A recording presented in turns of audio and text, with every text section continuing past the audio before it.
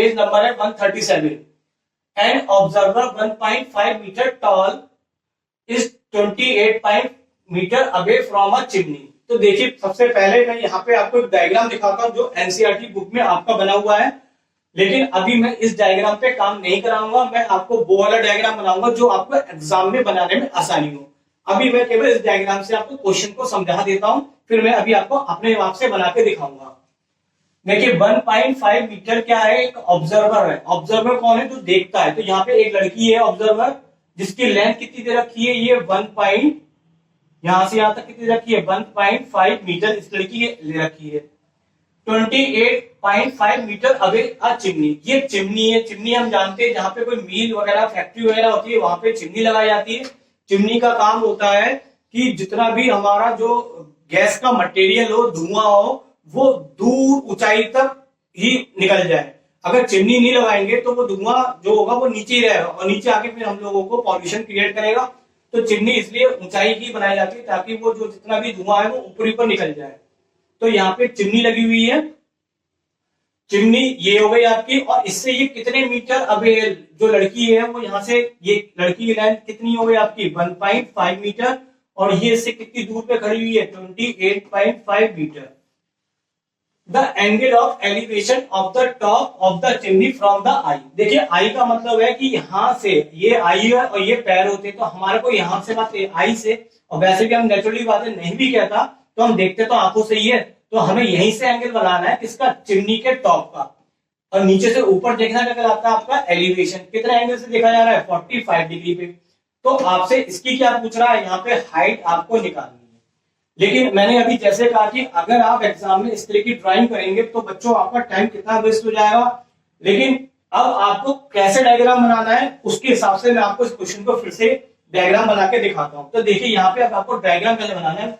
एक ऑब्जर्वर है, ये मैंने एक ऑब्जर्वर लिया, इसकी लेंथ लिखेंगे कितनी? आप 1.5 मीटर।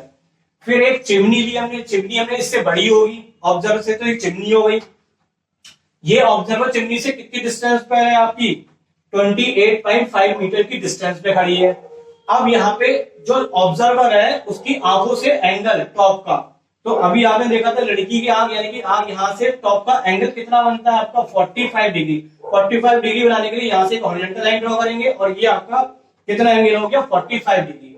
अब आपको फाइनली क्या बतानी है? चिमनी की हाइट बतानी है इसकी। देखिए आधी कुछ वैल्यू तो हमें पता चल गई, जितनी ये 1.5 मीटर की है उतनी ये भी कितनी हो जाएगी? 1.5 मीटर की। तो चिमनी की इतनी हाइट तो हमें पता चली गई है। अब हम इतनी को कुछ और ऐड कर लेते हैं, तो हमने इतने को क्या ऐड कर लिया? h ऐड कर लिया। तो फाइनली जो आपका आंसर होगा, चिमनी की जो हाइट होगी h प्लस कितनी हो जाएगी? 1.5। कहने का मतलब h की वैल्यू निकालेंगे और इसमें इतना पार्ट ऐड कर देंगे तो चिमनी की क्या आ जाएगी? हाइट आ जाएगी। अब उसके लिए आप देखिए ये 28.5 है, जितनी ये डिस्टेंस है उतनी ये डिस्टेंस है, तो ये दोनों डिस्टेंस क्या होगी आपकी? सेम।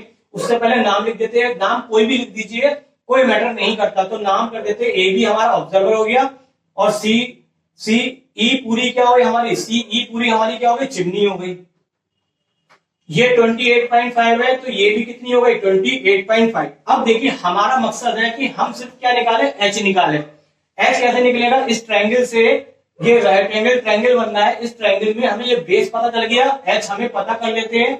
तो ये फॉर्मूला क्या बनेगा? एंगल के सामने क्या होता है? ये परपेंडिकुलर, और नीचे वाला क्या होता है? बेस। तो बस परपेंडिकुलर और बेस में हम जानते हैं फॉर्मूला किसका लगाएंगे? tan का।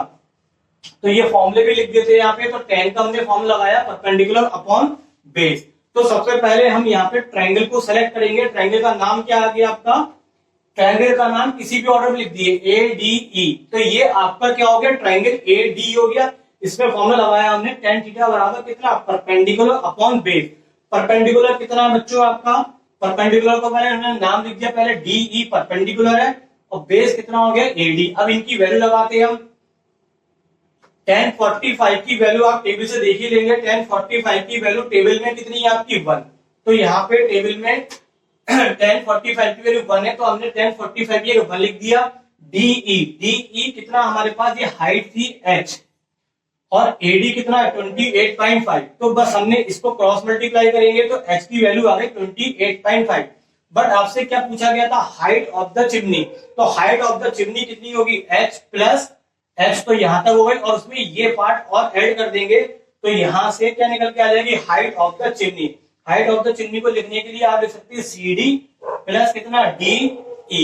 CD की वैल्यू लगा देते हैं 1.5 प्लस D कितना H, और H की वैल्यू हमने कितनी निकाली थी 28.5। अब इन दोनों को आप ऐड कर लेंगे तो ये आ जाएगा 30.0। तो इसको जीरो का कोई मतलब नहीं होता डेसिमल के बाद, इसको चाहे आप हटा सकते हैं। तो फाइनली आपके पास चिमनी की हाइट आ जाती है 30 मीटर, और यहाँ पे ये क्वेश्चन हो जाता है आपका कंप्लीट।